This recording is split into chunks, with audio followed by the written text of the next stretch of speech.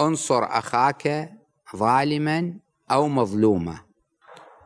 فسئل، الرواية مضمونها، سئل النبي صلى الله عليه وآله أنه مظلوم، واضح، انصره مظلوما، هذا واضح.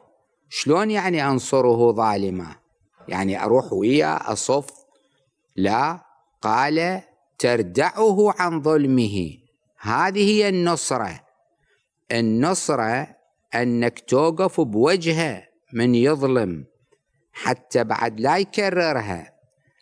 أنت إذا يعتب عليك يقول أنا أخوك وأنت واقف أمامي، ترد عليه أنه أنا قاعد أنصرك بهذا الكلام.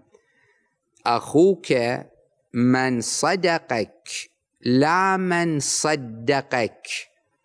أخوك الحقيقي مو اللي كلمة تقول يقول لك حكيك عدل، لا. أو صديقك، يمكن الرواية، يمكن هاي رواية شيء، صديقك من صدقك. صدقك يعني قال لك الحكي الصحيح. إذا واحد سوى شيء غلط عنده صديقان، واحد يقول له إيه مثل ما تسوي، دائما الشكل، لأنه صديقه إلى مصلحة وياه. اللي يتكلم وياه الحق يقول له أنت غلطان، ترى هذا صديقك الحقيقي، مو ذاك اللي يداهن.